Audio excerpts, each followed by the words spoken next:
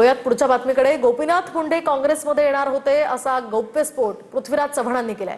गोपीनाथ मुंडेंना मंत्री करण्याची अट घातली होती असंही ते म्हणाले. तर सोनिया गांधी यांनी प्रवेशाला परवानगी दिली होती असंही चव्हाणांनी म्हटलंय. तर यावर गोपीनाथ मुंडे हयात नसताना त्यांच्या निष्ठेवर शंका घेणं चुकीचं असल्याचं मुनगंटीवारांनी म्हटलंय. तर पृथ्वीराज चव्हाण यांच्यासारख्या मोठ्या नेत्याला हे शोभणार नाही असंही मुनगंटीवारांनी म्हटलंय. त्यांच्या पिताजींना आम्ही काँग्रेसमध्ये घ्यायचा प्रयत्न केला. मी मुख्यमंत्री असताना आमचं सगळं ठरलं. सोनिया गांधींची परवानगी घेतली. त्यांनी माझ्याकडे मत मागितलं की मला राजीनामा द्यावा लागेल, मला खासदारकीचा, पण मला मंत्री करा, कारण मला निवडणूक लढावी लागेल. पंतप्रधान न विचारता सोनिया गांधींना विचारून हो म्हटलं चला जमेल. तर म्हटले एका भाजपच्या सत्ताधारी विरोधी पक्ष गटनेत्याला आपल्या पक्षात घेऊन त्याला मंत्री केलं, ती लाच दिल्यासारखे मी बिलकुल करणार नाही.